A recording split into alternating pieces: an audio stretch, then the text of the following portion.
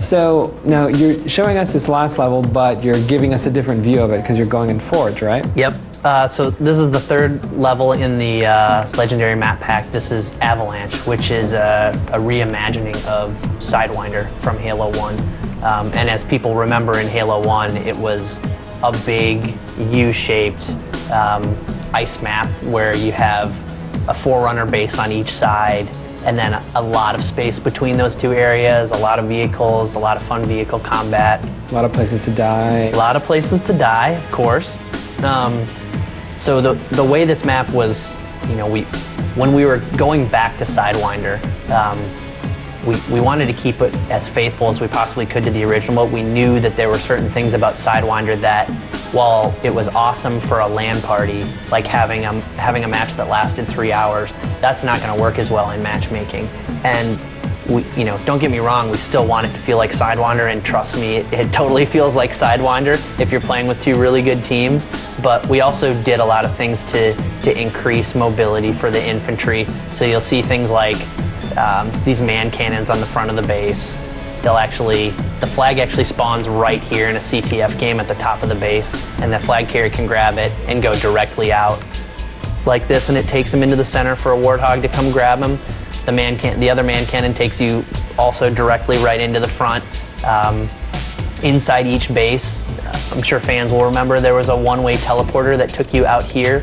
Well, we actually opened it up so it's a two-way teleporter. So you can go back and forth between the bases now. And when you leave the base through the teleporter, it brings you out to kind of a really nice arsenal. You've got your bubble shield, you've got your rockets, you've got a turret, and you've also got another man cannon, which takes you right into the center, which is really helpful for flag caps. And some of the really key things, obviously, aside from the man cannons, the Spartan laser is supremely important because, as we know, it's a very devastating vehicle killing machine. And we've also added this new place in the center where you can kind of get in between all along the center of the map to more quickly kind of return the flag or just get from place to place. You've got snipers on both sides here. You've got the shotgun spawning in the center. You've got a smattering of overshields on each side and also active camos, which are out around the bend there.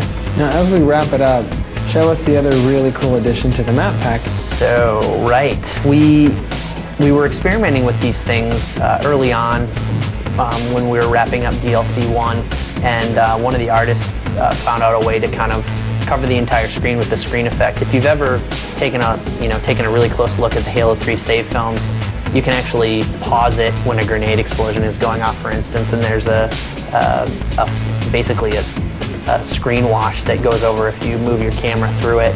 And people started doing all these crazy things, and if you've seen any screenshot threads on NeoGAF or GameSpot or whatever, like you see all these crazy blowouts and like big bursts of energy, and people are doing ridiculous things with them. And we thought, well, what if we can give them something that is kind of like that, but gives them a little bit extra. So we came up with the screen effects idea for Forge, and some of these are completely crazy, but we wanted to give people something fun that they could play around with.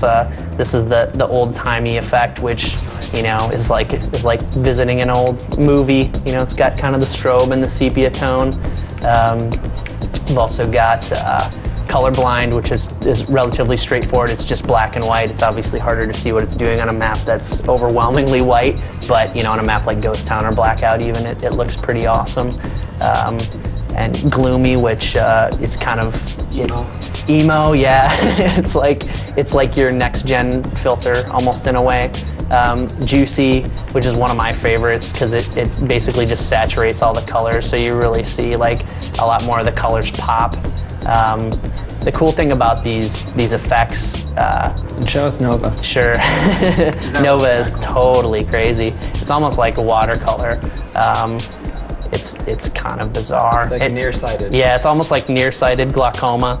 And then the last one is pen and ink, which is in some ways is almost like a crazy Sin City style thing. It's much easier to see when you go closer to like the base.